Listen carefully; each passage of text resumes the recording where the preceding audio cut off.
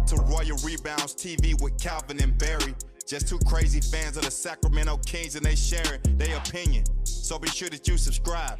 It's for the fans, by the fans. Whether you chilling on the couch or wilding in the stand. For laid back conversations about the Kings, subscribe here. Staying down until we come up thinking this gonna be our year. We're here drinking beer, talking about the Kings. Be sure you subscribe so you can hear that bell ring. Yeah. What's up, Kings fans? Welcome back to Royal Rebounds and another Royal Rebounds podcast with Calvin and Barry. Unfortunately, the Sacramento Kings lose tonight, 106-100 to the Denver Nuggets. De'Aaron Fox puts up his fourth double-double of the season, but unfortunately, it is not enough to beat the Nuggets. If you're watching on YouTube, please make sure to smash that like button down below. And if you would like to join the Royal family with Calvin and I, make sure you hit that subscribe button before the shot clock expires. Yes, Kings lose, unfortunately, but it is fortunate for their potential draft pick hopes, which a lot of people are excited about. If the Kings are going to lose, or if the Kings aren't going to make the playoffs, obviously you want them to get a better draft pick, right? So one step closer after tonight, but it was a good game to watch. That's true. If you're listening via your favorite podcast platform, we would appreciate a 5-star rating. And if you would like to be a part of the show, you can always join us live after every single game here on YouTube. We'll be right back with your Sacramento Kings nightcap.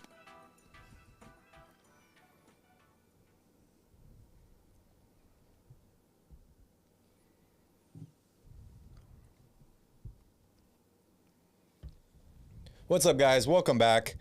The big news of the evening, Demarcus Sabonis suspended for this game after making contact with the referee.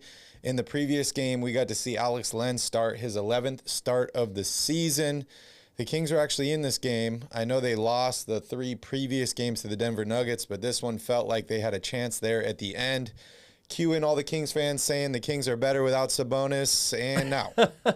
Well, man, I certainly haven't seen or heard anybody say that yet. I don't expect to hear much of that. But, yeah, they played a really good game. And I actually thought midway through the second quarter and going into halftime, it's funny, I thought that they were going to lose this game by 20 points.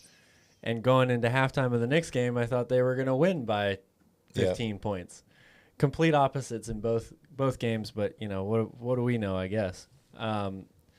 So yeah, I mean, without Sabonis, it's, you know, the deck is stacked against you a lot here. They needed guys to step up.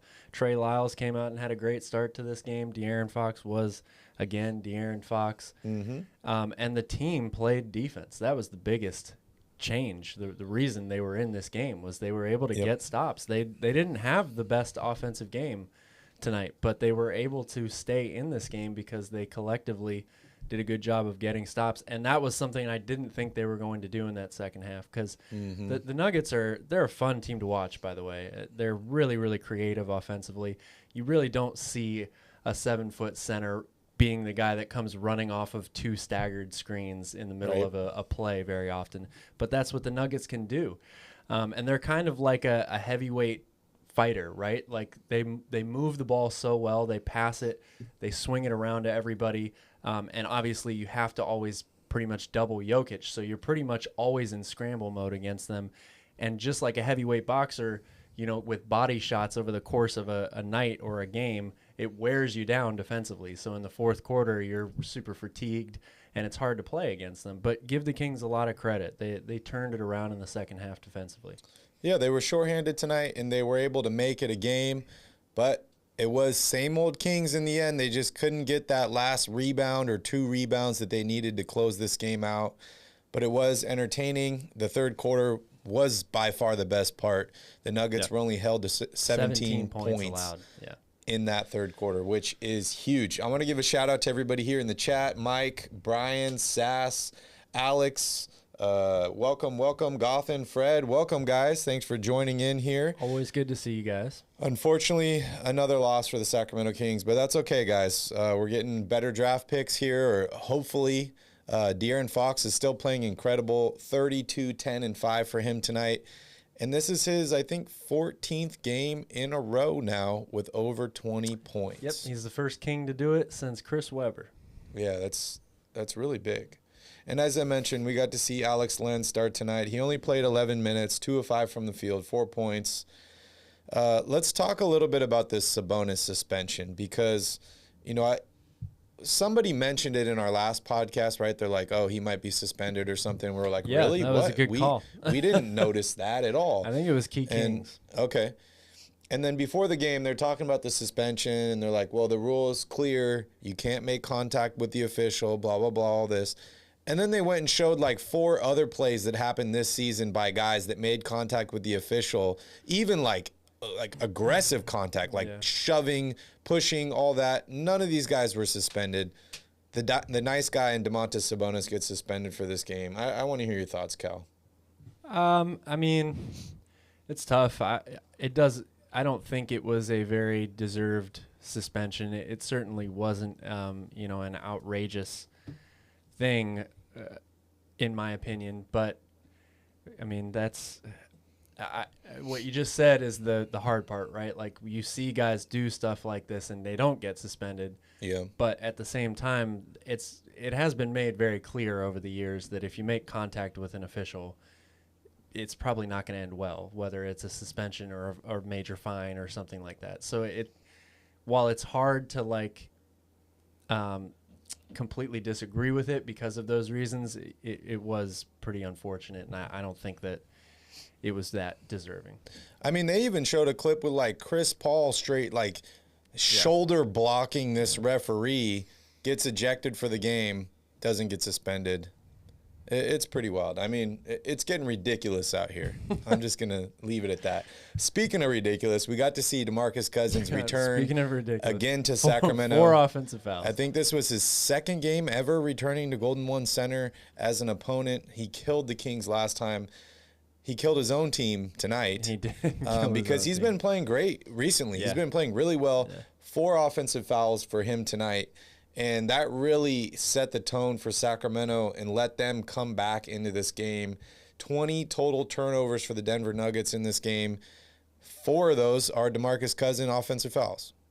Yeah, I mean, we've definitely seen Demarcus Cousins have games like that, both in Sacramento and in wherever else he's played.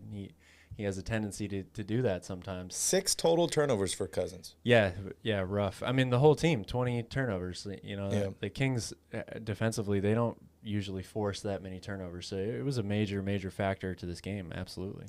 Sass is mentioning Holiday, the back-to-back blocks, and then the Dante block on Cousins really sparked the team. Yeah, totally agree. The Holiday blocks were amazing. That was just perfect timing. It's almost like he knew what the play call was because the timing was impeccable on those blocks. Yep. Yeah, I mean, he has a great length and size advantage on Bryn Forbes anyway, but you're right, the timing was perfect on those plays. And 3 blocks basically in 1 possession for the Kings. That's a sentence that you really don't hear very often. So you could tell the crowd got energized right away from it, and it definitely, I think, gave the team a lot of energy as well. This felt like one of the very few home games the Kings have had this season, right? Like, we actually heard honestly, the crowd. I'll say this was probably one of the best games that the Kings have played all year. Yeah. They didn't win, so it's hard to say that it's one of the best games they played. But overall, the way they played defense tonight, we've seen that, I can count less than 5 times probably that type of defensive effort. So it was definitely one of their better games. Techno Peasant says, I didn't mind this loss. The Kings played good basketball in the second half, but Jesus, the refs were ass. And the 2 Trey Lyles threes in the final stretch made me want to puke. Yeah, that's the one thing when you need a 3 like that at the end, even though De'Aaron has one of his best games probably of the year from long distance, they do not have the consistent outside shooting that you go to in those situations. I mean, I expected Harrison Barnes to be the guy taking those shots down the stretch, but he again kind of went MIA there. He had a 3. He had a 3 late. Yeah, he did, but they're not. When they needed the 3, they weren't looking to get him the shot. is my point. He's the best three-point shooter on the team, has been all year. Yeah, Anthony says that last reach-in foul by Jones really hurt us. It gave the Nuggets back-to-back three-point plays. Yeah. Well, it's just how the game goes, man. It is. Yeah. And if I'm looking for one thing or one area where it made the Kings lose this game, it's going to be rebounding. Yeah, they got killed on the boards. Exactly. Offensive rebounds were a killer. You're down 2 minutes left, down by 1, 96-95. You give up 2 straight offensive rebounds. Jokic gets an and one three-point play. Nuggets come down the next possession, another and one from Monty Morris. That's the game right there. Yeah, it's crazy. You know how many rebounds DiVincenzo had in this game? I do not, actually. 0. Which is crazy. Thank you, Fred. Yeah, thank you, Fred. Cheers, man. Cheers. Appreciate it. All right, Cal, I think it's time to jump here into the box score. Oh. And before you get started, Jeff wants to know Holiday's stat line first. Well, we'll lead with Justin Holiday then. All right, Vinny. Holiday goes for 8 points, 3 of 8 shooting, 1 of 4 from 3, 2 rebounds, 2 assists, 2 steals, 2 blocks, -2 in the lots of 2s for him. He played really, really well defensively tonight, and they definitely needed him out there. Part of the reason that the Kings were able to get back into this game was their defensive efforts. So it's another poor shooting night for Justin Holiday, but overall, I think you got to love the way that he played defensively.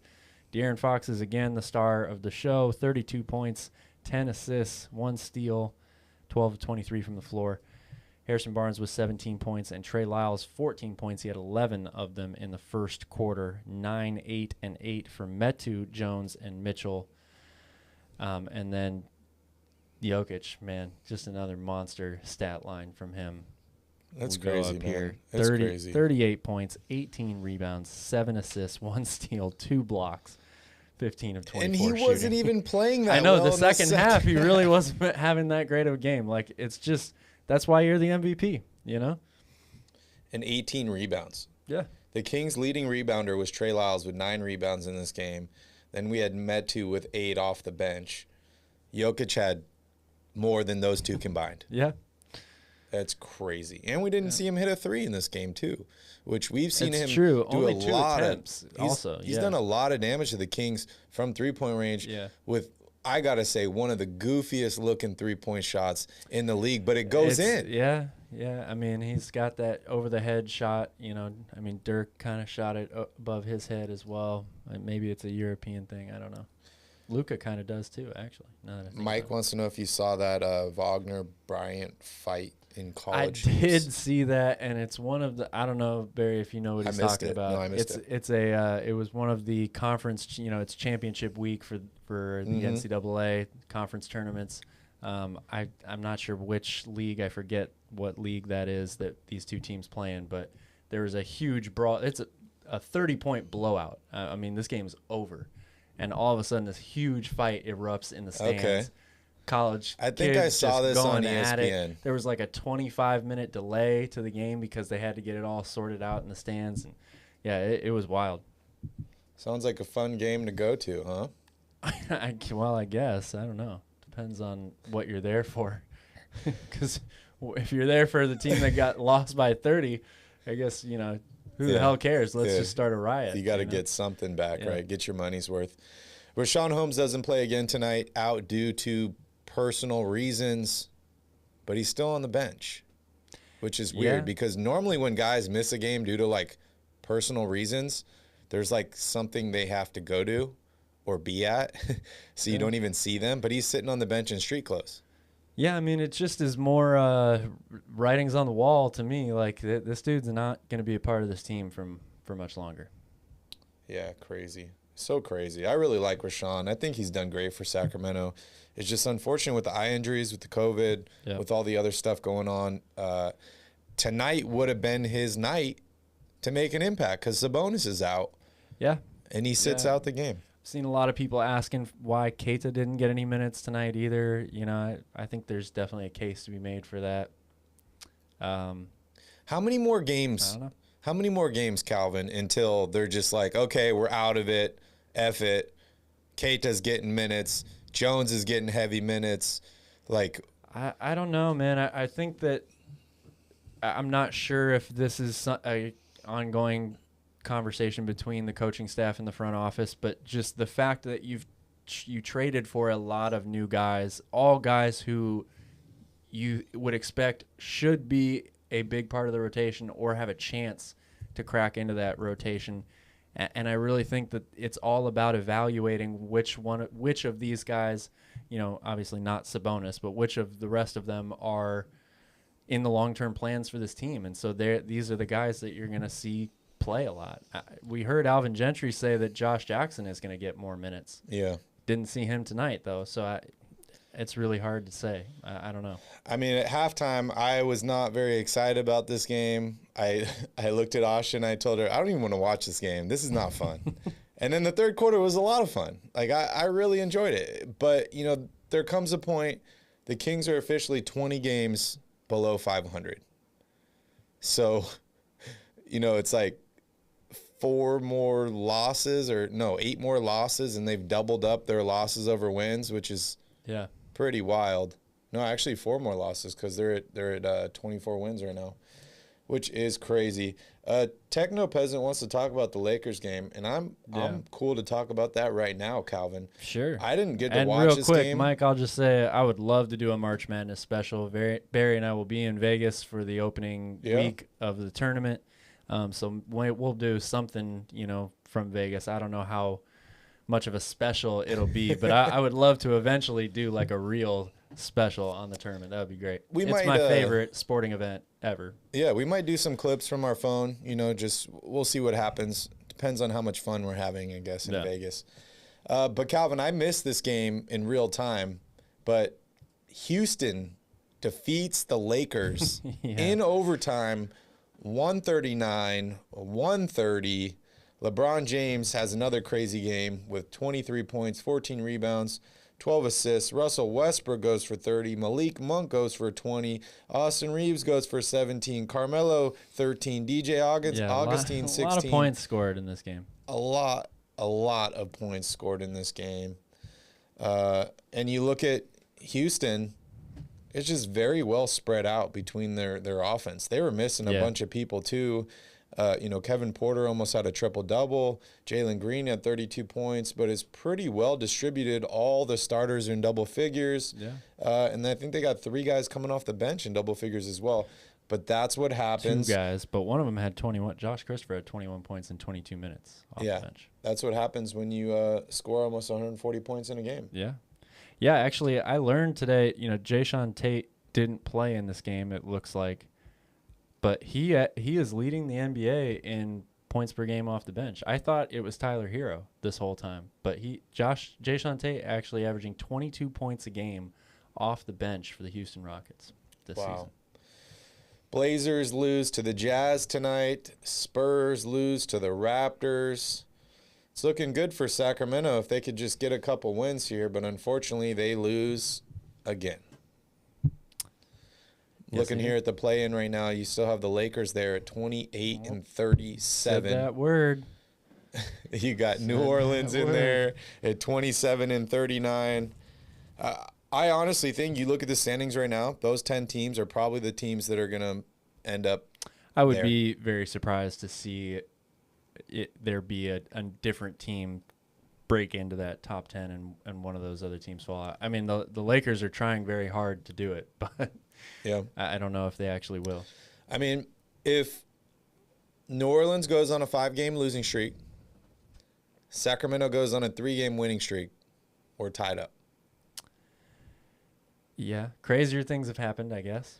It's not a lot, but it's just the point that you're looking and you're like, we're 20 games below 500. 5-game losing streak is pretty substantial. Like any team that's not, one of the 2 or 3 worst teams in the NBA, to go on a 5-game losing streak, you're like, wow, they're really going through it right now. But is it though for a team that's 12 games under 500? It's like yes, but my point is they've played much better since the All-Star break, right? Yeah. Since the trade deadline. McCollum's been huge.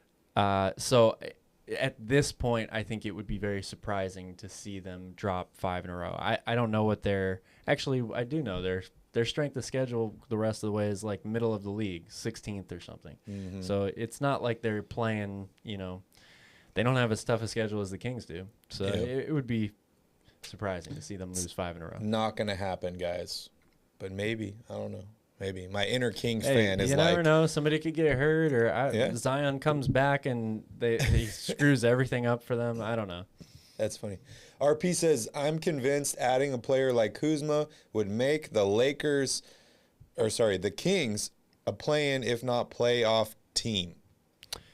Yeah, I think we've been trying to echo that this entire season. Just get any power forward or a real 4 in there that gives you, is able to be your full-time starting power forward at that position. Plug anybody capable of handling that role in there, and the Kings are our better team. Definitely.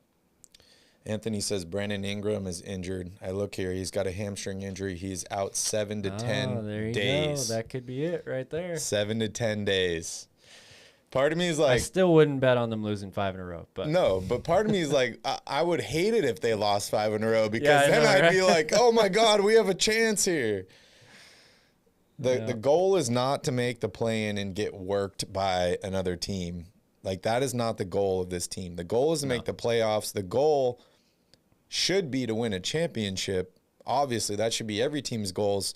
Some teams are closer than others, but, it should be everybody's goal. Like, your first year going to college, you're 4 years away, you're a freshman, your goal is to graduate college, right? Like, it doesn't matter how many years or how far you are, that should still be the goal, and that should be something that you're building towards. The Kings need a lot more to even get close to building towards that goal, and that's where draft picks come in handy, in my opinion, and the draft lottery. Yeah. Yeah, it's just when you lose that much, it really puts you in a tough situation because you get to a point now where they finally made a deal for a really, really impactful player, and you're expecting results from the team. Yeah. But at the same, because you've lost so much over the past 15 years, you want them to get into that whatever the next step is, play-in tournament, playoffs, anything. Even if it's a sweep or a 1-game exit, you want to see them take a next step. But you're also in this really awkward stage right now where you're thinking, okay, we got a chance to actually to improve even more if the team loses even more right now. Yeah. So it's just a really tough situation. It's just like I can't even fathom in my brain that we're even having this conversation about a team that's 20 games below 500. That's the craziest thing for me. That's what the play-in tournament does. It gives more hope to really bad teams. It's really, really wild. I feel like the NBA just put the play-in in there to tease us. I don't know. You want to go over your keys to the game, Calvin? As I mentioned earlier, the Kings were 0-3 against the Nuggets this season. Now they are officially 0-4. I don't know if you saw. Did you see they had winning percentages of the Kings before and after the Sabonis trade? Yeah, and they were about identical. 33% or something like that with Sabonis, 35 without. Very, very close. But yeah, at one point, I think they were the percentage is a little bit higher than that. I think it's like 38%. 38, okay. But they were identical at one point here just couple games ago, I think. Yeah, and it's hard to just bring in a guy, rebuild, just 6 new players. Start the timer now. We need to win more than we did with guys that have been on this team for 3 years in a row. Yep. Have a good night, Fred. All right, keys to the game. Keys to the game. Denver. The first one is a big one. Probably the most important. Yeah, it didn't even matter tonight.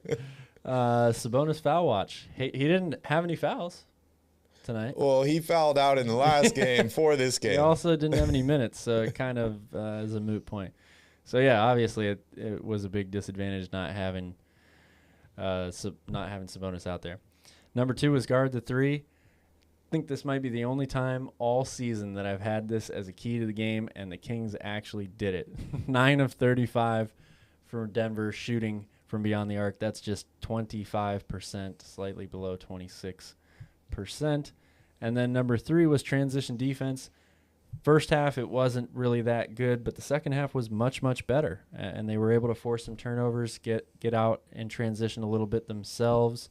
Only 8 fast break points, only 7 for Denver, 8 for Sacramento. So they really did a good job. But yeah, as I mentioned before, they got killed in rebounding. 58 points in the paint as well for Denver.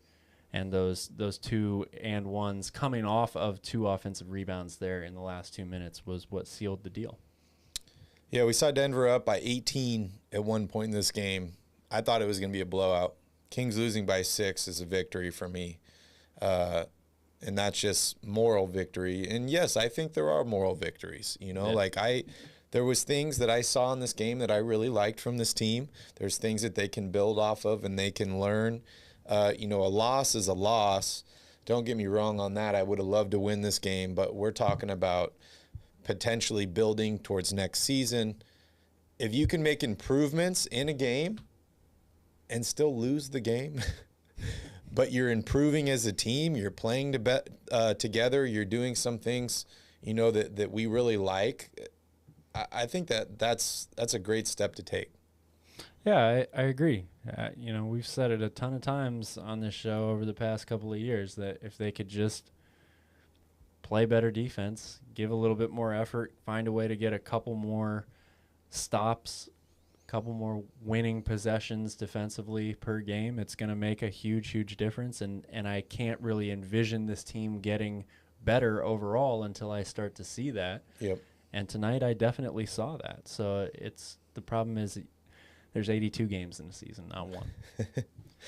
That is very, very true. So looking here at the team stats for the night, 48.8% from field goal range for the Nuggets as opposed to 44.7% for Sacramento. The Kings were able to clamp down on three-point shooters, only allowing 25.7% from three-point range as the Kings shot 35%. Unfortunately, free throws were big for me. We've seen the Kings miss. They really have dipped back down. Yeah, quite a few free throws, including that one by HB during that technical. Yeah. I thought that was a very important part of the game because the momentum was swinging in Sacramento's direction. I know it's only 1 point, but I think that really matters, and that would have helped them a lot. They shot 66% from the free throw line as opposed to almost 90% for Denver. As you mentioned, the Kings got out-rebounded by 13 in this game, which is right around what Sabonis is averaging on the season. So, obviously you put Sabonis out there, Trey Lyles is probably not going to have 9 rebounds in this game. But team rebounding is important, and it's just same old Kings. Without Sabonis, they can't get boards. We saw it late in the game. The Kings had a chance. It was tied. Then they were down by 2. Then they were down by 3, down by 6. It doesn't matter how good a defense you play if you can't get the board. Like, for me, that is huge. And then also, you look at shooting percentages. The reason that Denver was able to win this game and shoot 25% from three-point range is because they were able to get offensive rebounds.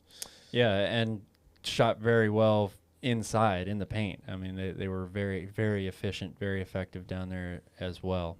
Yeah, 2 more assists for Denver tonight. Steals were tied up, 2 more blocks for Sacramento, and actually 4 more turnovers for Denver with 20-16 for your Sacramento Kings. But it was a pretty even game towards the end there. It was exciting to watch. And, I'm always happy to watch another Kings game when they're in it and they're close. It's just the games where they're down by 20 or losing brutally.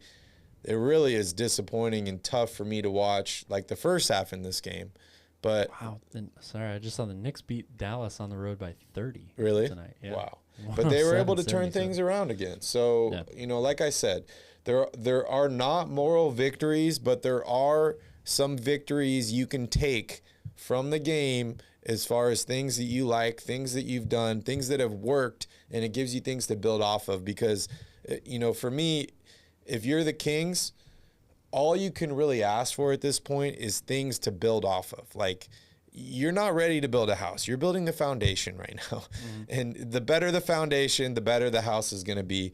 And we're just still trying to piece together that foundation. So I saw some things in the third quarter I really like from Sacramento, and I think those things will help them, maybe not win-wise through the rest of the season, but morally-wise and, team-wise.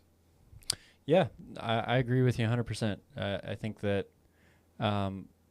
when your favorite team is about to miss the playoffs for its 16th consecutive season, they're 20 games below 500 currently. It's hard to find a lot of bright spots or positive things to take away. But I do think after just watching this one game, you can see if De'Aaron Fox is able to continuously play like this for the course of an entire season, Demarcus Sabonis coming back to this team with a full off season working with De'Aaron Fox. They add another high-impact player to this team, whether it's through the draft or through a trade, and the defensive, rotations and closeouts. De'Aaron Fox, his closeouts tonight were phenomenal. I really has impressed me, over the past 10 to 12 games, really ever since the trade deadline, with his defensive effort that he's giving. I'm really pleased to see it because I was begging for it before that, and he's really turning into the team's for real best player if he continues this trend that he's on right now. So all of those things make you think there's reason for optimism to go into next season. But again, it's a big off season and a lot has to go Sacramento's way in order for them to be in a position where they're really ready. We didn't even talk about coach, who will be the next coach of this team. That's going to be a major factor as well. Yeah, and I want to talk about that stuff here in the next section, but just real quick, before we get there, we want to wrap up this game. Ray wants to know what is wrong with DiVincenzo. 0 field goals tonight, 0 for 5 from field goal range, 0 points, 0 steals, 0 rebounds. Only 11 minutes. I see 12 minutes of play from him tonight. He was not in foul trouble. What do you think's going on with Donte DiVincenzo? Hard to say. I don't know. I mean, I think that it's obvious you can throw out the excuses of like he's still trying to work himself back physically to 100% from the injury and he's playing with a new group of guys. But we've, used those excuses now really ever since he's been on the Kings. Yeah. So maybe it still is that. Maybe he's just in a slump like Justin Holiday is in a slump shooting. I don't know. It's hard to say. 37 minutes. For somebody that's not around the team, every day. That's true. 37 minutes for Damian Jones tonight probably has to be his highest minute played in any game this season. Part of that is due to Sabonis being out. Of course. Only 8 points for him tonight, 7 rebounds, and I say only 8 because we've seen him have some decent games this season. What'd you like, what'd you dislike from Damian Jones? I liked a lot. There's very little that I didn't like. I said on our last show that he has nightmares of Nikola Jokic, and I give him a lot of credit. He came out and he stood his ground today. He's really aggressive offensively, trying to get to the rim, and so I thought that he played really well in a game that they definitely needed him to step up. Yeah, I think so too. Well, I'm ready to move on. Are you ready to move on? Yep, let's do it. All right, guys, if you need to break the seal, here's your chance. We're going to take a quick break here. And when we return, we're going to dive a little bit deeper into your Sacramento Kings with Around the Crown.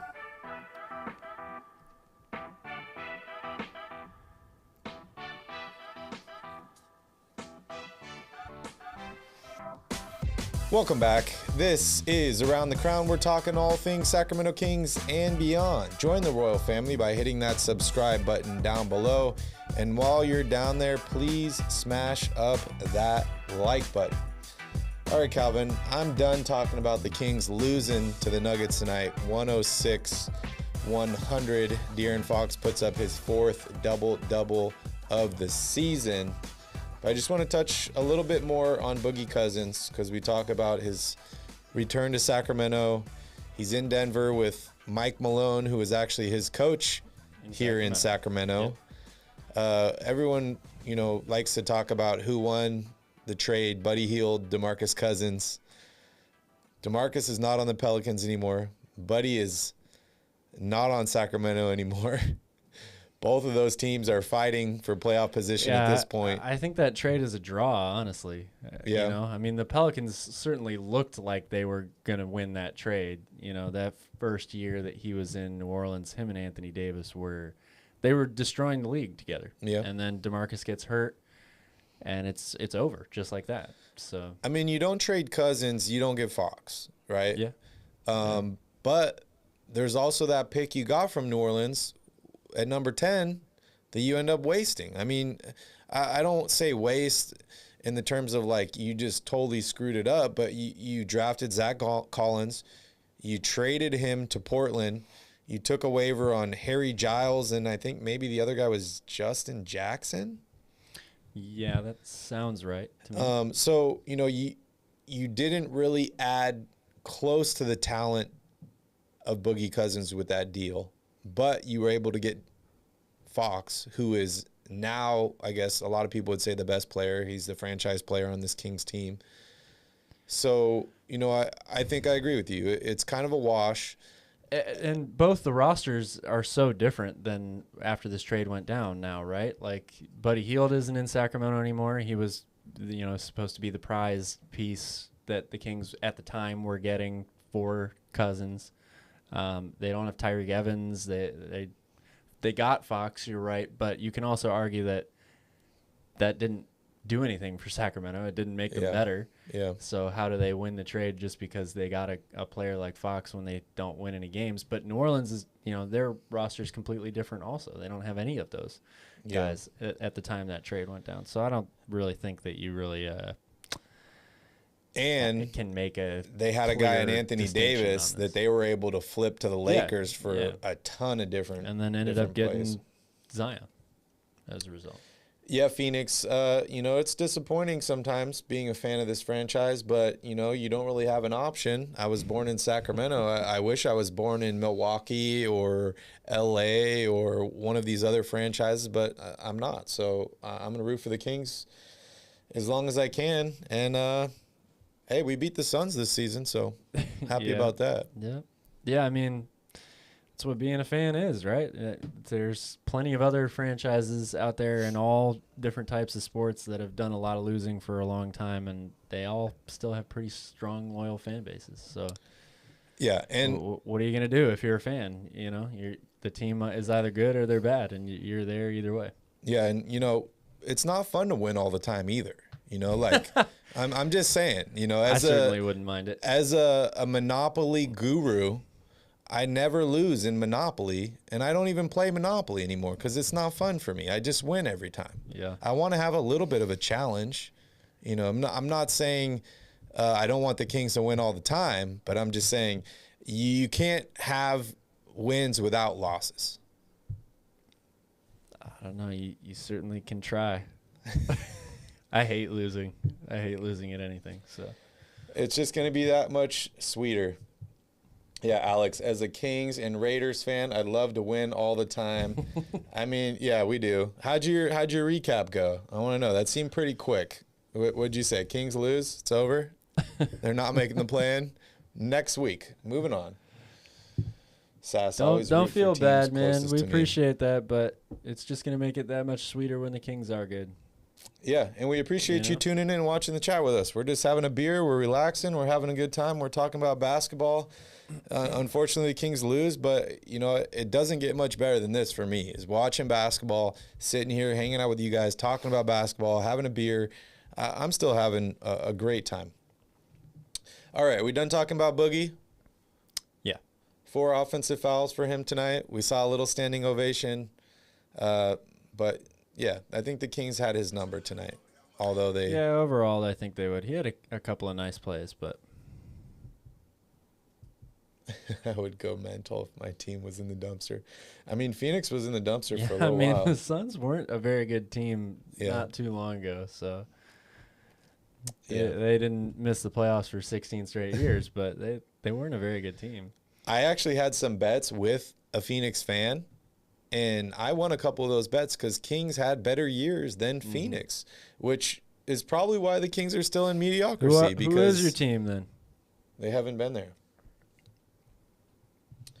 Phoenix Play Z is not a Phoenix fan. That's interesting. But anyways, Calvin, so moving on here, I wanted to talk about just the offseason in general, what we've seen from this team so far. I think we all agree that, Monty needs to bring in more talent, right? Like he said he's got the draft pick. I think the draft lottery is going to be huge for this franchise, just like it is every single season. But it's like, do they trade the pick? Do they keep the pick? We don't know exactly what's available. We've been talking they need a third star. We've also said they need 3-and-D guys. They need wings. If you're GM, Calvin, and you're walking into the offseason here, what is top priority for you? Well, top priority for me is to get another legit star or another legit player, third, real go-to type player on this team, whether it's through free agency or a trade or the draft. That's my absolute number one priority, because you can see it. Like the Kings had one great player, they had an emerging player, and then they traded that emerging player for another already great player. Now they're just missing that third spot. That's what this offseason is all about. It's a make or break, I think, type situation for this franchise. Felipe says top priority is a coach. I don't disagree with you, Felipe. I think that is one of the top priorities. I mean, it's a top priority by default, right? Yeah. Like you have to have a full-time head coach, not an interim head coach. But yeah. And we'll talk about that here in a second. But as far as like your third guy that you're bringing in, is there an ideal guy that fits Fox, that fits Sabonis? Like, what is that player archetype that you think is the perfect third piece on this Kings team? Well, I think I just am going to echo what I've already said about this. To me, it's very obvious that the Kings, if they had a real starting legit power forward, that would really turn them into an amazing team. Mm-hmm. Now, again, if there is some unbelievable chance of getting a player, an upgrade and a major upgrade at the shooting guard position, Donovan Mitchell, Bradley Beal, those types of players, you obviously are going to take that, and I would assume that that's going to make this team a lot better as well. But for me, I'm looking for the Siakams of the world right now. I'm seeing if I could steal one of those guys away to add to this team alongside Fox and Sabonis, because I would prefer to have, with De'Aaron Fox being such a ball dominant guard, I would prefer to have that third guy be another wing or a forward instead of another guard. Yeah, I mean, it's kind of, I mean, that's like a diamond shoes are too tight scenario, right? Yeah. You obviously would take a player of Donovan Mitchell's caliber on this team, but I'm just trying to think of the best, the dream scenario to balance out this roster, and I think it would be to get a really, really good power forward. I like the power forward spot a lot. I feel like that has been a need for the Kings, since Zach Randolph, since before Zach Randolph, because he was kind of over the hill at that point. I just feel like this Kings team, what they really need is they need another guy that can get his own shot, and they need somebody that can close out games. I don't know if that's a 4. Maybe you can find a 4 that fits that mold, but I think you need a guy that's taken the last shot. So that leads me to a wing or a guard. I think that the 4 position is definitely a position of need. But I think the 4 that I'm going to go with is probably going to be a guy that's a rim protector and a rebounder. And I don't think that guy is going to be able to take the last shot, or at least get his own shot, or I'm not going to trust him taking that last shot. Now, all these are hypothetical scenarios, right? Because we have no clue who's available, what's it going to take to get a guy like that. But in my mind, ideal third person to pair with Fox and pair with Sabonis is a guy that can get his own shot, who I can trust to take the last shot in a game. See, I think De'Aaron Fox can be that guy. I know everybody's going to say, well, he can't shoot threes, but that's fine. Go out and sign some really good three-point shooters, some better ones than they have right now. And if you need a three, then get that guy a shot. Yeah. But with De'Aaron Fox's ability to create his own shot, the fact that he shoots nearly 50% from the mid-range, his ability to get to the basket and draw fouls and get to the free throw line. I know free throw shooting hasn't always been a strength of his either, but he's shown a lot of steps forward this season in that. I'd say he is that guy for this team. So there was a point in this game, I know it was late, the Kings fell down by 6. I think there was like 17 seconds or something left on the clock. De'Aaron Fox has the ball, drives to the basket. Could have taken a 3 to cut it to a one-possession game, but he drives to the basket and goes for the 2, and it ends up getting blocked or knocked off the backboard. We don't get it. That, to me, says that he's not comfortable taking that shot. Now, I know it's 1 point in one game. You know, it's a very small sample size, and we've seen him actually shoot the 3 well today. But I just feel like in certain moments like that, yes, you want to get to the basket. You want to get a good look. But if you just have a guy that's a reliable three-point shooter that can get his own shot and make that, it's a one-possession game, and the Kings are right back in it. Yeah, and I think that's why you continue to build the rest of the roster around De'Aaron Fox. Go get some really good shooters in the offseason and have those guys out there on the floor with him. But De'Aaron Fox is too talented. Like there's no – he can't be stopped one-on-one. He really can't. So – and I've seen him take – I think he settles for threes too often sometimes, but I've seen him take threes when they need a 3 also. I don't think he's not willing to take that shot. Yeah. You don't want him necessarily to take that shot, which is part of the problem. But I also feel like you need more than one of those guys. Player to take the last shot. I feel like you also need more than one of those guys too, right? Like you look at the Nuggets, they're missing Murray, they're missing Porter. They're still winning games, and that's just because Jokic is such a good player. They have a good coach. They have a good system, stuff like that. But if Fox is out, this team really has nothing. Like Sabonis is a great player, but if you take Fox off this roster and you're just rocking with Sabonis and the others, like who's going to step up? Who's going to get their own shot? Yeah, who's going to make those plays? That's why we're saying they got to add a third guy. Yeah, Phoenix, this is year 2 of the Monty McNair era in the front office.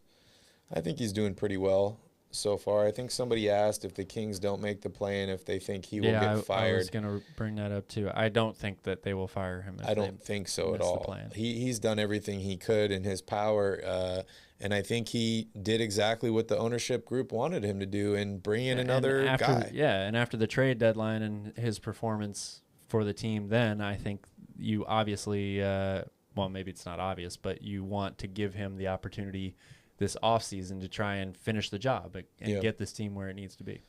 Alex says, could you see Monk leaving the Lakers next year? He will be a free agent, but I know they want him back. I could definitely see that because there's going to be a lot of teams that want to pay him a lot of money after the year that he had this year. We don't know how much money the Lakers actually have. Depends on what happens with the whole Russell Westbrook situation. It depends on what happens with LeBron James and all that, because LeBron's going to be screaming at the top of his lungs, add more talent if you want me to be on this team. My window is closing. I want to get another ring. I want to be tied with Kobe. I want to get closer to Jordan. Yeah, I would love to have Malik Monk on this team. Like, we go back to what we were talking about just a few minutes ago, when the Kings made the Boogie Cousins trade and they were able to pick up pick 10 from New Orleans, I was screaming at the TV, take Monk, take Monk. You just took De'Aaron Fox, take his college teammate. That'll give us 2 guys to build around. Now, I know it's taken Monk a while to get to where he is now. He's a little bit smaller guard, so people have concerns about stuff like that. But I wouldn't put it out of the question that the Kings are able to sign Malik Monk this offseason. just based on the fact that they have De'Aaron Fox. You never know. And they have money. It really is going to depend on what Malik Monk is looking for too. Like, Phoenix is here saying he wants a bag. Maybe he does. Maybe he's just looking for the biggest payday. But you also see these guys, once they get on these championship contending teams, the Lakers are not contending right now, but going into this season, everybody expected them to be a championship contender.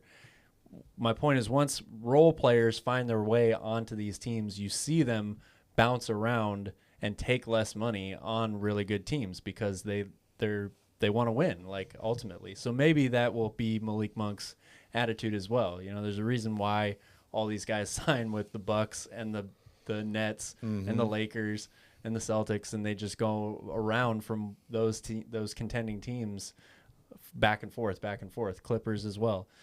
I don't know what to expect from him in the offseason. If he wants a bag, the Kings might have a bag available to give him. And, the question is, how much money is too much money to give Malik Monk? So if you're Monty, and, we talk about it over and over again, you need a 2, you need a 4. If somehow they're able to win the draft lottery or get a decent draft pick and there's a 4 on the board that you really like, and you're able to bring in a guy like Malik Monk to play the 2, is that a successful offseason for you? Or are you happy with that? You want Malik Monk to be your starting 2 guard next year. I'm just saying, you got to figure out a way to fill in all these places. Yeah, I think most people would take him over Justin Holiday and Dante DiVincenzo, but I'm not so sure. He's had a really fantastic year, but you also have to take into account there's a reason why he gets a lot of open shots, right? He plays with 3 Hall of Famers. Yeah. So does he have the same production on a Sacramento Kings team? 3 Hall of Famers part of the time. Part-time, yes, but still. They've got a lot of – I'm not including Melo and Dwight Howard. They've got more than 3 Hall of Famers on that team. So it's just a hard question to answer, right? Because you don't want to overpay a guy, even though he's had a great season and he fills a definite area of need for this team. I like Chet Holmgren, but I don't think that the Kings are going to be high enough in the draft to get him. It all depends on the lottery. Yeah, but still, you have to play the probability a little bit. Like, they got a long shot to get in the top. It's probably going to be one of the top 2 picks. 9% for pick 1, 9.2 for pick 2, 9.4. There's a chance, but it's unlikely, right, that they will land that high. And it's not just getting into the top 4. It's, like I said, probably have to get into the top 2 if you want to draft a guy like Chet Holmgren. I never understood the Sabonis trade. Now you have 2 guys in your starting 5 that are going to get hunted in pick and roll. They're basically addressing team needs, right? This team has needed a big man. They need rebounding. They need to move the ball more. Sabonis fits that to a T. Yes, he has some disadvantages. Almost every player, I don't want to say every player, but almost every single player in the NBA has things that they're not phenomenal at. But the things that Sabonis does do, he does great. And the Kings need to bring in more talent. Yeah, he's not great in the pick and roll. There are a lot of NBA bigs that are not great in the pick and roll. But it's pretty obvious at this point that Sabonis does make a really solid, positive impact on this team, for all the reasons you just mentioned. Rebounding, his passing ability, to have a guy inside that can get a double-double every time and you can actually play through in the post. Kings haven't had that since Weber, probably. So, Ray, is there Cousins, I guess, but is not there really a power forward playmaker that you would like the Kings to bring in? I see you say definitely need a power forward more than a shooting guard.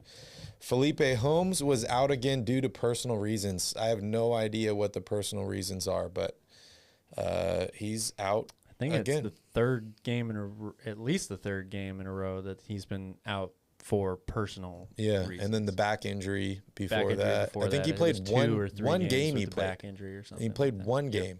I think not very many minutes either. All right, let's talk about Harrison Barnes. We talk about wings. talk about high basketball IQ guys, consistency. Harrison Barnes seems to fit all these categories. He's, making, I think, $22 million this season. He's on a front-loaded contract, so each year it goes down.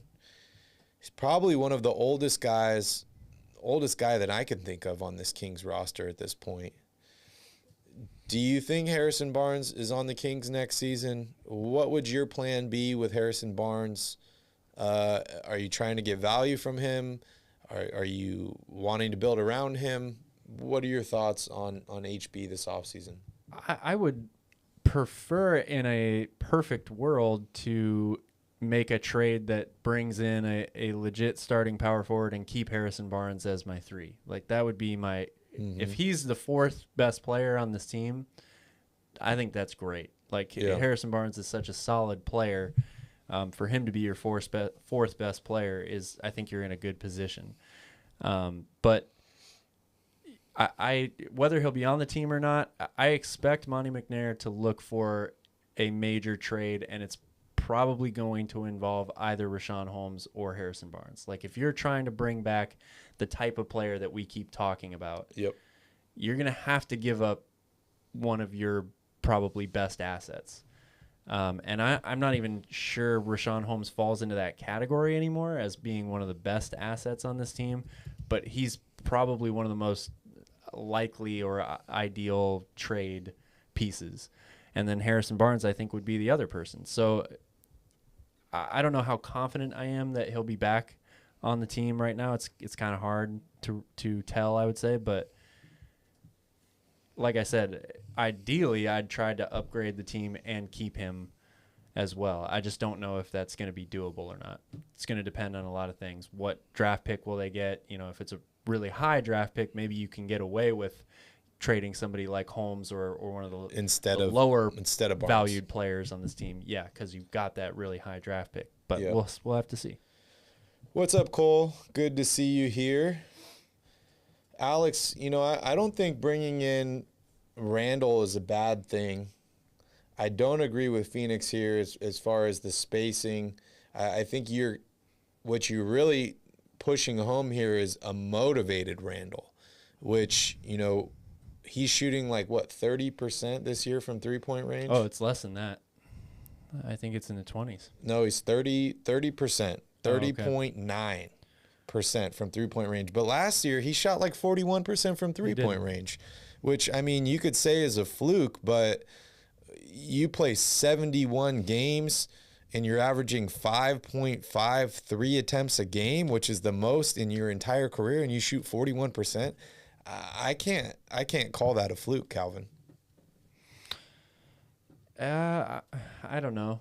I think he's where he is realistically is in between those two, right? Like, he's not a 40% shooter from 3.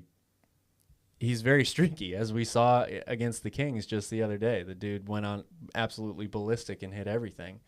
And he can have games like that. So, yeah, he's probably like a 34% three-point which is not shooter bad. in my mind. I'll take that. Yeah. But that's the thing with him. Like, he's so much more than an outside shooter as a player. Mm-hmm. I want Julius Randle on my team for a lot of reasons other than what he's going to shoot from beyond the arc. Yeah, Phoenix, I guess you're not understanding what we're saying. Is we're saying that he is a capable 3-point shooter. I wouldn't call Julius Randle a non-shooter. I just wouldn't. He destroyed the Kings the other night, and anything over 33% for me is not a non-shooter. Ray says, I hope they don't trade Barnes. What's up, Dennis? Glad you're joining in. It's all good if you're late. I don't know if you caught our last stream or not in the beginning. It was a great time, so make sure you tune into that one. Calvin and I were not happy with the last loss. Another name that I'm going to throw out there, it's somebody that I brought up earlier this season, but the more I keep thinking about it and the more I see the Memphis Grizzlies and what they're doing, Dylan Brooks, it's not for certain that he would be available or anything like that. He might have been, or he might be hurt right now. I feel like I haven't seen him play in a long time. But Desmond Bane is totally ascending there. I think he's definitely on track to be the starting 2-guard for that team next season, which means that I don't know what you do with Dillon Brooks. The guy's a really good defender. He's a very good outside shooter. I think he would be a pretty solid player to put next to De'Aaron Fox in the backcourt, considering you might be able to upgrade at power forward as well. Like, I don't think anybody's saying Dillon Brooks is one of the top shooting guards in the league, but I'd love to get my hands on him if he was available. Yeah. Yeah, I like Dillon Brooks a lot. I mean, straight up, the team just needs to bring in talent, however that is. Yeah. We all talk about fit and our perfect guys that we want in each position. But when you're Sacramento, you don't always have that luxury, right? It's bring in talent however you can. And I think we saw that, in last season and this year at the trade deadline, right? Where Monty was trying to be picky. He was trying to get the guys that he really wanted. And maybe Sabonis is a guy he really did want, or maybe he had to settle for Sabonis. And nobody's trading with me. I need to add talent to this team. This trade adds talent, so I'm going to do it. And I'm going to figure out the rest later. We've seen him have that approach in the draft, right? Like, your best player is a point guard. You draft point guards in back-to-back drafts. I don't think he's worried about those guys fit together. He's just worried about adding talent, and he's going to figure out the rest later. And I don't know if that's the best way to go about it, but I think that very well could be how this offseason goes. Ray wants to play Barnes at the power forward. Would you be down with that if they brought in another small forward? I don't like it overall. I've said this before. I don't. Harrison Barnes can play power forward. I just defensively, there are too many power forwards in the league that I don't like him guarding. And I think that he has to use too much energy in the post in those situations. That leads to maybe your legs being tired, your shot falls short offensively. I'd much rather keep him at the 3, even though he is capable of playing the 4. Yeah, Phoenix, I want you to look up Brook Lopez's stats. You talk about guys not shooting well or not being three-point shooters or consistent throughout their career and didn't shoot a lot. Take a look at Brook Lopez, because you look at this guy's stats, his first 6 years in the league didn't make a 3. Then he goes on, he gets a little bit better. The last 6 seasons, he shot over 30%. And, some of those, this year he's at 50% from three-point range on 4 attempts a game. Last year it was almost 34%, 37%, another 34%. So guys can adapt, they can change. I wouldn't call somebody a non-shooter or something based on total career numbers or just a portion of their career, because guys do mature and they do get better. Just look at LeBron James, how much better he's got at shooting the 3-ball. Look at Michael Jordan, how much better he got at shooting the 3-ball as opposed to early on in his career. The guys that really play well and really do well in this NBA are guys that continue to evolve and continue to get better and better and work on things they're not good at, like Jordan. And, I don't want to say Julius Randle could be that guy, but he could be, he's constantly gotten better every year and he's wanting to improve. So I wouldn't call him a non-shooter. I just wouldn't. Julius Randle's a volume shooter to me. He's never going to be tops in field goal percentage or in 3-point field goal percentage, I believe, in his career. But the guy's an incredible scorer, and he can really get hot. We saw in the last game. He's a very, very good player. Very good player. Sabonis isn't a floor spacer at all. Davion is a theoretical shooter, but I don't trust him right now. You pay a lot of attention to Kings basketball for a Raptors fan, I got to say. Or maybe just a lot of attention to basketball in general. I can't hate on that. I want to hear your thoughts on Andrea Bargnani, because he was your guys' franchise player in Toronto for a while. And I want to know what your thoughts are on him shooting the 3-ball. because he had a few great years, and then I think the Knicks traded a first-round pick for him and maybe Steve Novak or something, and then they just went down the drain after that point. All right, Calvin, let's talk about coaching. I think that, you and I agree that that is one of the top needs. Maybe it's even tied, right? Shooting guard, power forward, coach, or system. These are all very important things. I do think that bringing in another coach, if it is the right guy, could have a huge impact on this team, even if you aren't able to make any different roster moves. But just having a coach for the entire season, having a training camp, having some of these Kings players have time to adjust and play together and learn and practice together could be beneficial. But Calvin, we talked about this a lot of times already. Oh yeah. Have your thoughts changed at all? What are you thinking as far as coaching search? Is Alvin Gentry the guy? No, Alvin Gentry's never been the guy. I mean, I guess we did learn that there are some incentives in his contract that if they made the playoffs, he would lose the interim tag and he would become the full-time head coach. But that's not going to happen. So, Alvin Gentry, I don't think was ever the guy. I still believe that they need, a defensive-minded coach would be great. Try and find somebody to get them to play defense consistently is definitely something that they need. But I really think they just need that man in the room, like the guy that commands respect right away. Is somebody that's going to hold people accountable, a well-established name, even if it's not a defensive-minded guy. Mm-hmm. Somebody like Mike D'Antoni or, I see Sam Cassell in here. I like that idea a lot. I'm actually surprised that Sam Cassell hasn't gotten an opportunity to be a head coach already in this league. I think he would make a good one. But, the same names that you've heard over this whole time, Kenny Atkinson would be great. I think Steve Clifford would do a good job. There's a lot of people, the same names that you hear every year, but they need somebody who is going to walk in and completely, grab everyone's attention right away and say that, basically say, this is, it's my way or the highway, and we're going to get the job done here. Yeah, whoever that guy out. is. Yeah, you're in or you're out. Or you're out. I mean, Tom Thibodeau comes to mind for me, but he's probably not going to be available.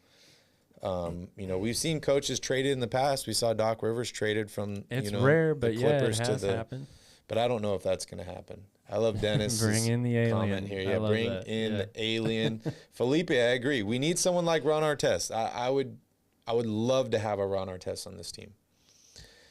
Calvin, Ryan wants to know, is Alvin better than Luke? That's tough.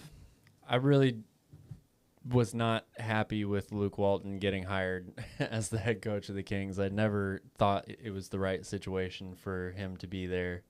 So obviously for that reason, I guess I'm a little bit biased because I didn't think that Luke did a good job there. Alvin Gentry hasn't done a good job there either, but he's also, dealt with a little bit of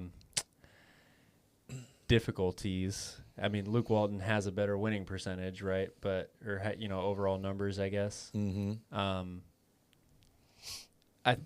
You're splitting hairs. I mean, neither one is great, right? For me, it's not even close. Alvin Gentry is a much better coach than Luke Walton. Like, it's not even close. You look at experience, you look at, just time in the league, success in the league. I can't name a coaching success for Luke Walton that doesn't start with the Warriors went blah, blah, blah during an interim phase. And this is with 3 Hall of Famers on your team. And, Luke Walton was not the reason they went on that stretch. I think Luke Walton was a trash player. He's on the Lakers. And I think he was a trash coach. I think that he was a reach. I think he was hired too early. I think the Kings got excited about him because he was with the Warriors. I think they had an interview with him. He chose the Lakers, and I think they felt really bad about that. They felt like they missed out on a young, promising head coach. And then when he got fired by the Lakers, I think the Kings didn't do any due diligence, and they just said, he was the guy that we wanted. We're taking him right now. Ryan, big mistake. The Kings had one of the worst statistical defensive seasons in NBA history last year, so I don't know how Luke's defensive numbers could be better. Yeah, Ryan, Luke sucks, man. He's a Laker, like straight up. He's a Laker. And, like Alvin Gentry hasn't done the best job, but was he actually given the tools to do a good job? I don't really know, He does have the personality of a wet blanket. Like you take over halfway through a season with all this drama going on. Now one of your best players in Richaun Holmes, and yes, I'm going to say Richaun was one of the Kings' best players, is not playing due to personal reasons because he got replaced. You give up one of the most beloved players the Kings have had over the past few seasons in Tyrese Halliburton. You're rebuilding on the fly. You take over for a team that's just dipping hard. Alvin Gentry was not put in a successful position in the first place. Yeah. He just wasn't. So whatever the numbers say, don't trust the numbers. Dog water coach. I like that too. Well, and Ryan, I don't know, man. I think you need to give it a little bit of time still before you say Halliburton is better than Fox. I mean, since the trade, Fox has definitely been better than Halliburton. And Halliburton's been putting up good numbers in Indiana, but Fox has been better. Does it even need to be who's better, who's not? So Calvin and I, we love basketball, right? Like, not just the Kings. We just love basketball in general. And we get in a lot of discussions or debates. Usually it's when we're at a bar or we're drinking or stuff like that. And we always try and compare players and stuff like that. And it really is so hard to compare players. Everyone wants to talk who's the best player of all time or this or that. So you're comparing guys from different generations. You're comparing guys from different positions. In this scenario, it's the same generation, the same position, but they're just so different of players. The way they play the game is so different. It's really hard to compare Fox and Halliburton. I'm going to agree with Calvin, though. Fox is definitely the better player right now. But what does that mean towards the future? I'm not really sure. And, how do you compare a guy that's capable of 20 assists a night with a guy that's capable of 30 points a night? They're just very, very hard comparisons to make. Yeah, Jaw's incredible. The guy has been, if it wasn't for a couple of other guys in the league, he'd be, the leading player for MVP right now, I would say. Ryan, who's your pick for coach? You say, we need an old OG coach. Who are you thinking? I mean, Alvin Gentry is an OG coach. Don't yell at me here, but when the Kings were up 20 a few nights ago, I was like, wow, Gentry's could be the guy. Maybe he's figuring it out here. He's a little bit older. He's well respected. If he was able to get the Kings to the play-in this year, I'm sure there would be a lot of people saying we need to keep him. At the same time, we all agree now that firing Malone was a mistake. We all agree now that not bringing back Dave Yeager was a mistake. But how many Kings fans at the time felt like those were the right moves? I'm not going to say I was in that boat, but there was a lot of people that were saying, fire Malone, fire Yeager. He's not doing this. He's not doing that. So it's difficult. It is difficult. Phoenix says, how do you guys feel about point guard, forward lineups as opposed to the traditional point guard, shooting guard, forward, center? It's all about your lineup? personnel, man. It doesn't matter what positions or what player. It does. It all is about what players you have on your team. That determines what lineups you can play. Yeah, I'm not a big fan of small ball, if that's kind of what you're asking.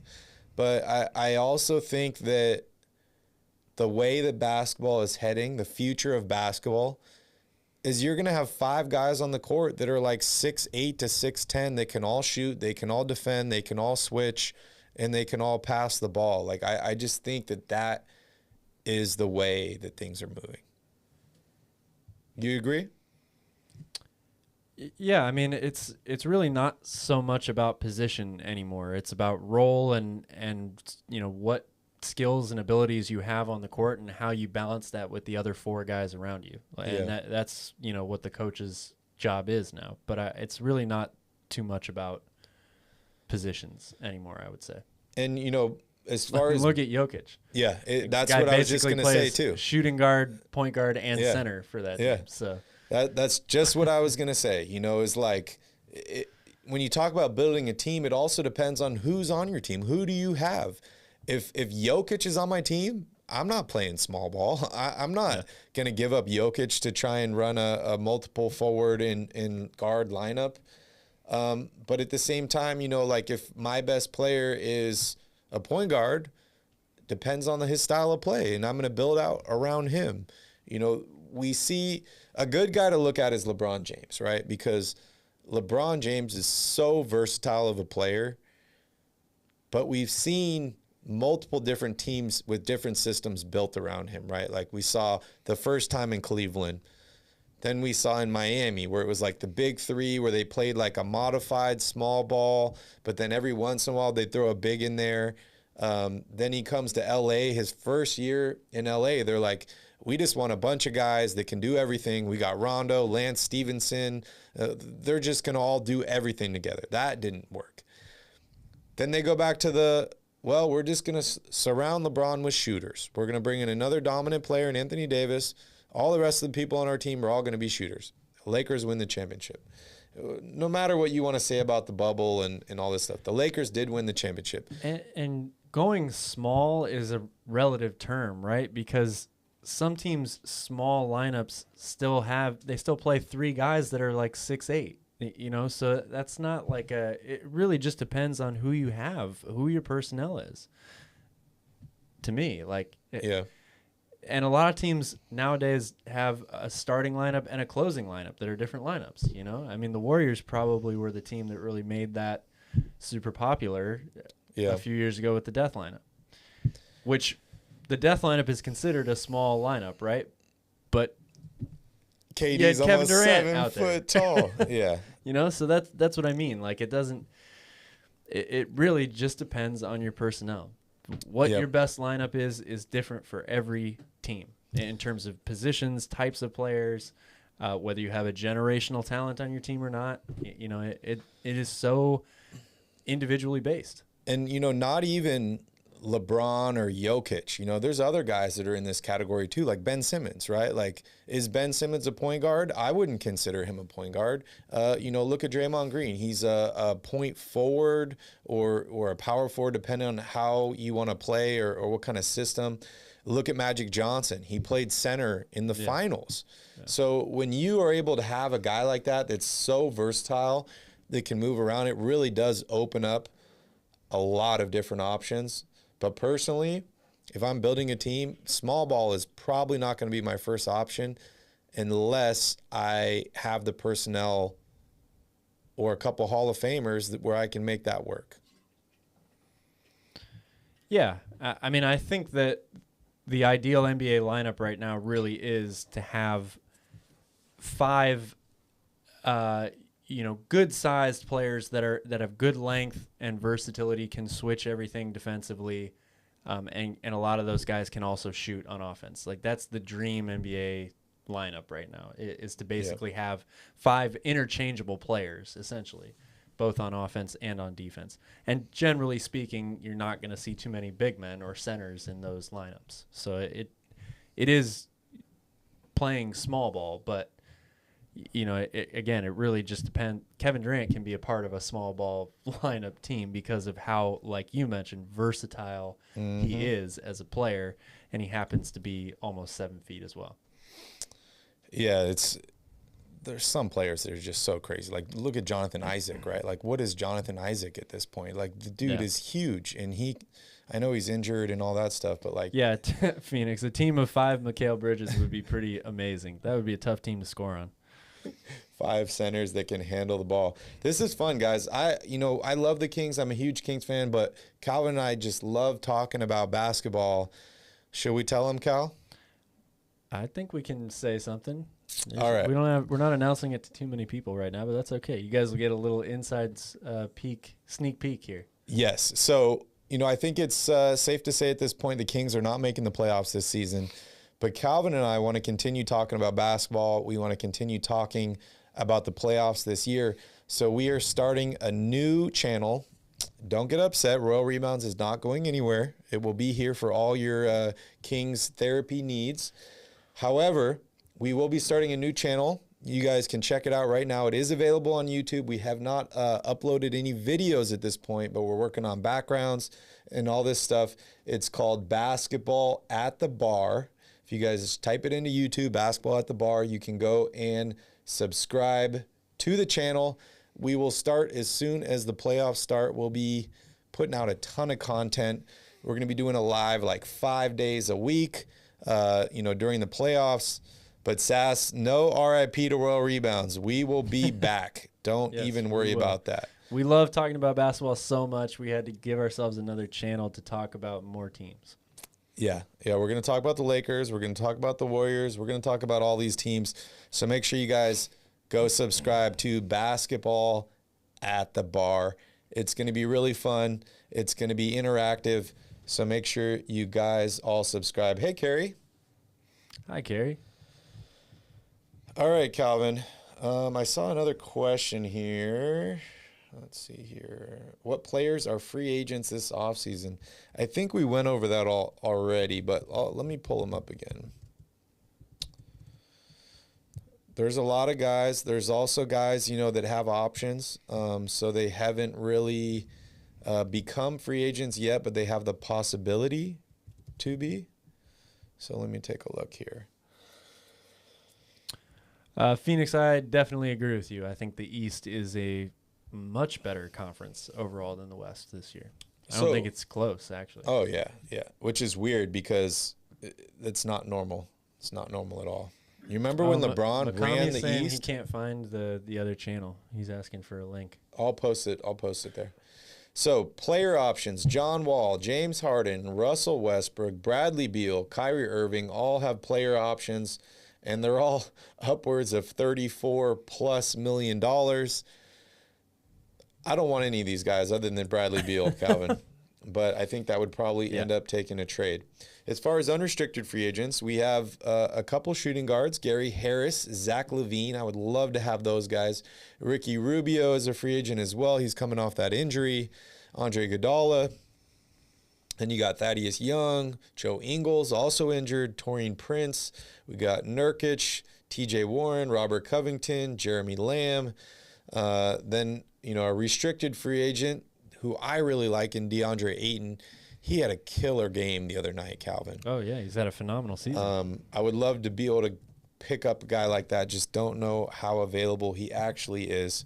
Derek Favors has a player option. Then you got Serge Ibaka, Montrezl Harrell, Derek Jones Jr., DeLon Wright, Kyle Anderson, Calvin's favorite guy, Marvin Bagley, Tyus Jones, Thomas Bryant. I'm not going to read them all, but as you guys can tell, there are a ton of different guys. There's a lot. I don't know if the Kings are getting any of those guys. Brian, I wouldn't sign Ricky Rubio. I mean, the dude just tore his ACL. He's not even going to be back until after the All-Star break next year, probably. And the Kings don't need another point guard. Hey, Asha, thank you for the super sticker. We appreciate it. And Phoenix, to answer your question about the play-in tournament for both conferences, if I had to make a prediction, I would say that it would stay the way that they're at right now. They might flip like seeding, but I don't trust the Wizards or the Knicks enough to crack it in the East, and I don't trust the Trailblazers or the Spurs to crack it in the West. So I think the play-in tournament is set. It's just a question of what the seeding's going to be for these 4 teams. Yeah. And I put the link to Basketball at the Bar there in the chat. So just go ahead and click on that if you're interested. Go subscribe to the channel. Like I said, as soon as the playoffs start, we're going to be putting out a ton of awesome basketball content. And if you guys have any ideas or anything you want to see, just let us know. You can put it in the chat. You can put it in the comments of this video. You can send us a message on Instagram at Royal Rebounds. We want to have feedback from you guys because you're the reason we're here. You're the reason we're creating these channels. Yes, we love talking about basketball, but we really do it for people like you. So if you guys have any ideas or anything you want to see, let us know. Fox is a Robin, not a Batman. Who do you think is going to grab a 7th and 8th seed in both conferences, Cal? Tough call. The way you look at it right now, I mean, it's going to be hard for either the Lakers or the Pelicans to move up to 8 or 7. I mean, the Lakers right now are almost 5 games behind the Clippers, and if they're 4.5 games back of the 8 seed right now. That's going to be a difficult mountain to climb, I think. So I think in the West, you're probably going to have Minnesota and the Clippers as the 7th and 8th seeds. And then if you look out East, it's a much, much tighter race. This one is tough to call. The Nets, Hornets, and Hawks are all within 1.5 games of each other. That's from the 10th to the 8th seed. Brooklyn, man, I don't know what to do with them. I really just don't know how to even think about their team for the rest of the season. I don't know how many road games they have. That's important for the rest of the way, right? Because that means you get Kyrie Irving to play. They're definitely going to be in the play-in, but who knows? I mean, they've had a really, really horrible 2022 so far. I think they were tied for the 2nd worst record in the league since January 1st or something like that. It's kind of amazing. Yeah, it is. In Phoenix, they're saying that Kyrie Irving might be able to play in home games coming up here. I know our mask mandate here is ending, in 16 days or something. So who knows what happens in New York with that whole situation. But we've heard some rumblings, which early on in the season there was there's no way. So maybe he'll be available, maybe not. And also, if you're the Nets, you got to be thinking we kind of want to be the 8th seed, right? Because if you get the 7th seed and you get that one play-in home game and they haven't changed the mandate at that point, Kyrie can't play. Yeah, and honestly, I would rather play Miami in the first round than Milwaukee. Does Toronto Phoenix? You should probably be able to answer this. Does Toronto still have the mandate for Canada? Would he be able to play in Canada, Kyrie? I don't think he can play. But yeah, I mean, I guess they're fucked either way. Yeah. they got to lose and get the 9th seed. So would you rather play Miami or Milwaukee in the first round? Oh my God, that's like asking, would you rather break a leg or an arm? I mean, I don't want to play either one of those teams in the first round. Yeah, that's pretty wild.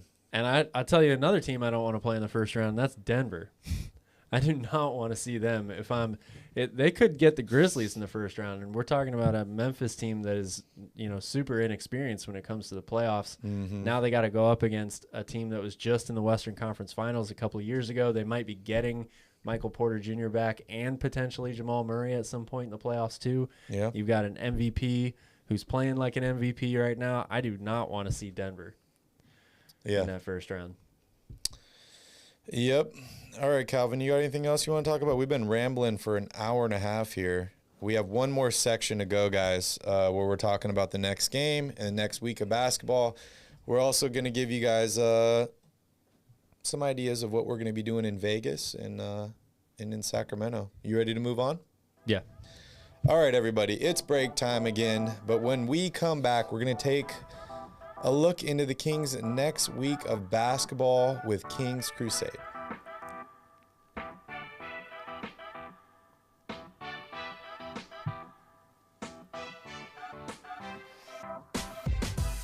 Welcome to Royal Rebounds, a Sacramento Kings YouTube channel for fans by fans. The Kings continue their crusade towards the number one pick at this point.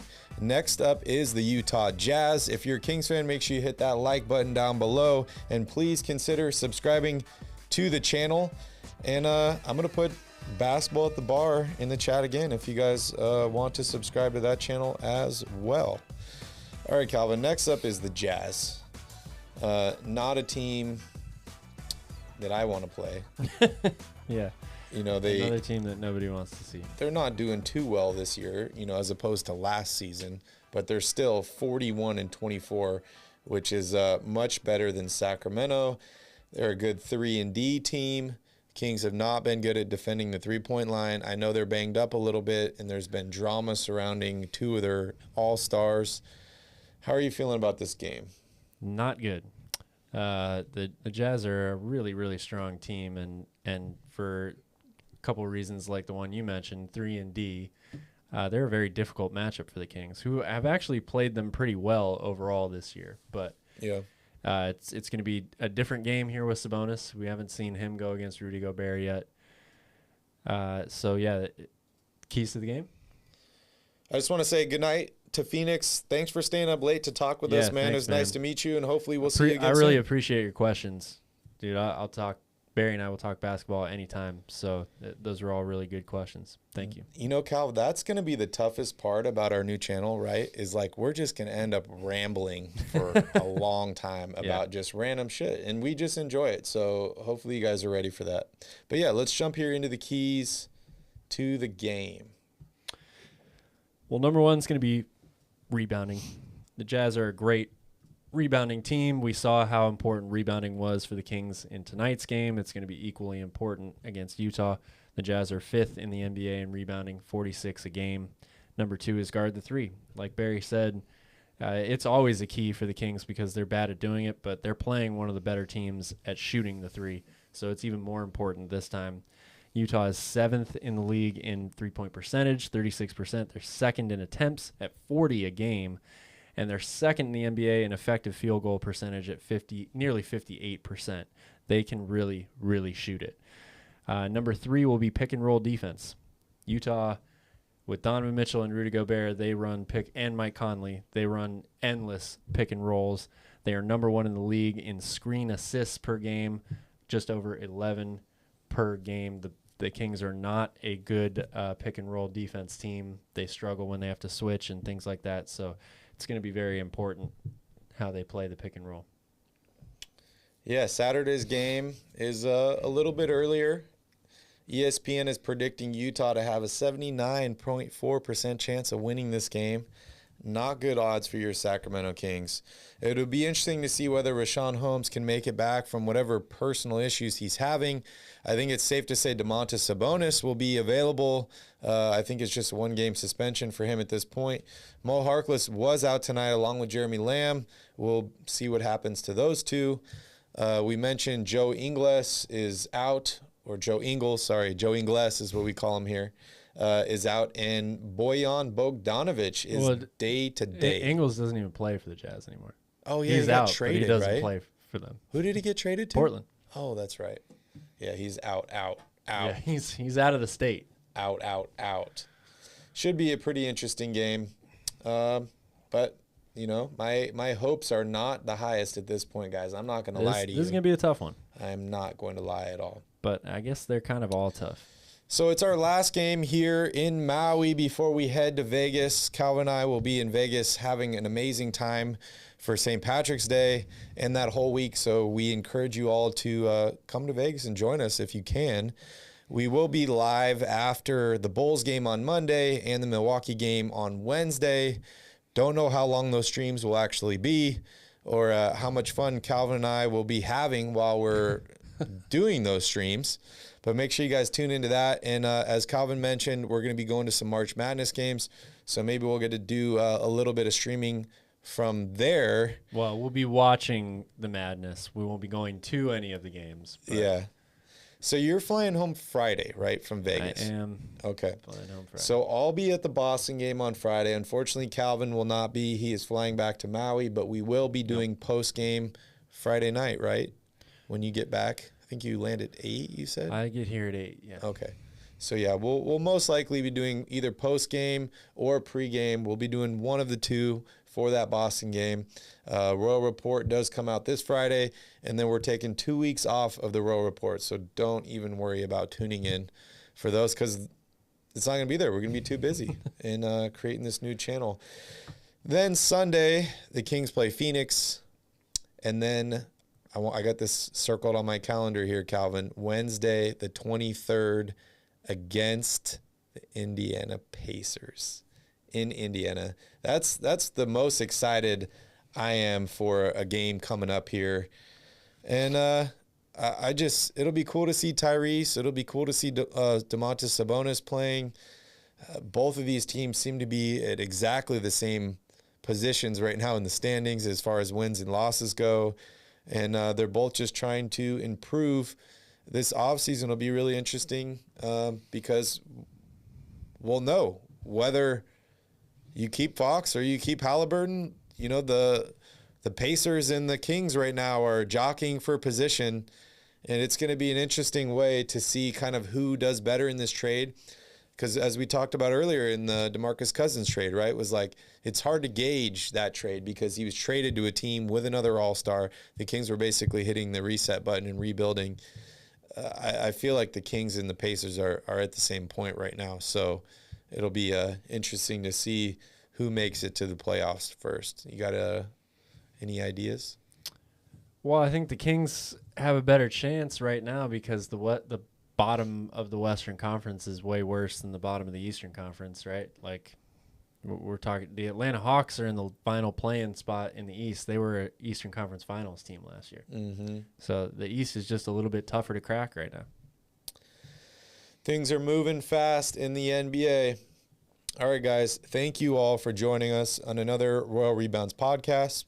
Make sure you guys smash up that like button, hit that subscribe button. Thank you all for watching. Unfortunately, the Kings do lose tonight, 106-100 to the Denver Nuggets. We will catch you all on Friday for the Royal Report, and we'll see you all Saturday for post-game after the Jazz game.